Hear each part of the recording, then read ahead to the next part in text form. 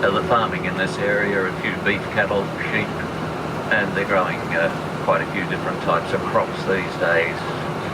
Oats, barley, canola, peas for canning and freezing.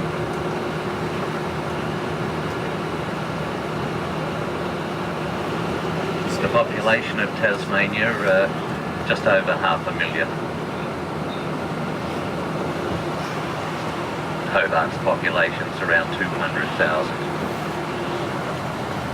So Port Arthur opened up in 1830 and went for 47 years, and 12,000 convicts passed through there.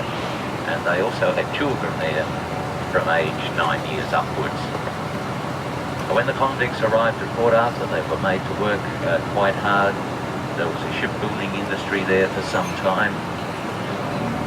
There was also a carpentry shop where the convicts worked, a blacksmith shop, another area where convicts made clothing, a bootmaker shop, and of course a lot of convicts were employed in the forest, cutting down the trees, the buildings at Port Arthur.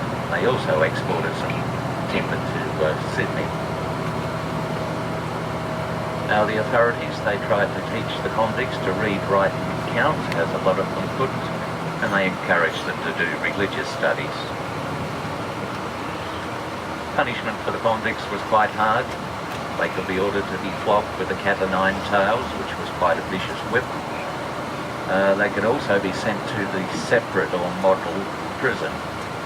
When convicts were sent there, they were kept in a small cell in total darkness, and they were not allowed to look at or speak to another person. So some of the convicts were there for quite some time, and it did send a lot of them insane. They fixed that at Port Arthur though. They built a hospital for the insane. Now the officers, they had it quite a bit better. Some of them did bring their wives from England with them, and apparently they had the best of food, which I guess would be wild duck, kangaroo, fish from the ocean, and they didn't bring a good supply of wine and brandy with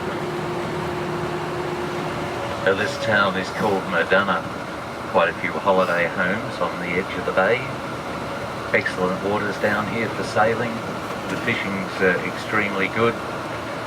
They catch a good variety of scale fish, and you can also get an amateur license to catch in season scallops,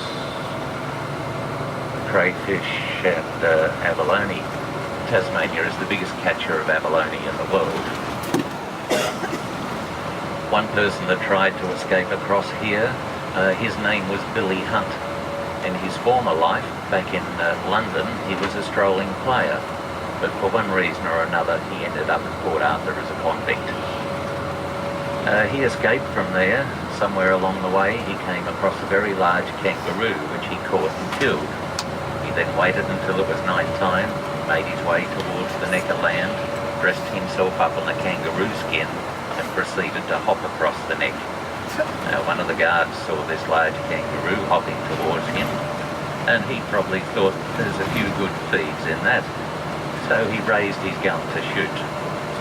Poor old Billy Hunt realised he was in a fair bit of trouble, so he threw the kangaroo skin off, raised his arms up in the air, cried out, "Don't shoot, it's me, I'm Billy Hunt, I'm not a kangaroo." That's a true story. This is why we're here.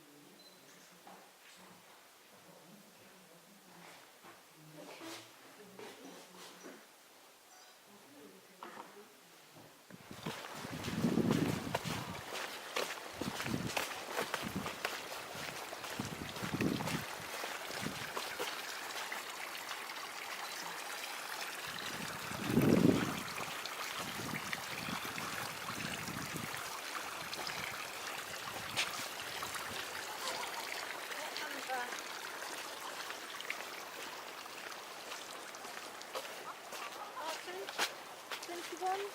2. Two.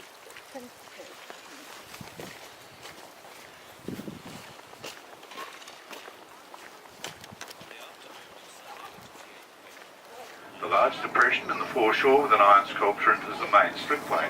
That's where large vessels could be hauled ashore for repairs, or they could build vessels there and launch them straight into deep water.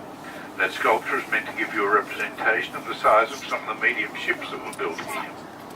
About 30 metres further north is another slipway. This has a brick and stone structure in it, a lime kiln constructed after the dockyards closed. Lime, of course, was a very important commodity in the early days, much needed to sweeten the soils of the garden and also to make mortar for construction purposes. We know of at least 1,100 burials on that island, should be reflected in the social structure at Port Arthur. There, those of high social status lived up on the hillside. They could look down on those that had low or no social status. Well, as in life, so in death. And out here on the island, the free people are buried up on the high side. I did want to say that even though these men were separated out in death as they are in life, they're all brothers under the soil nowadays, and they all still wait for the morning of the resurrection, if you will.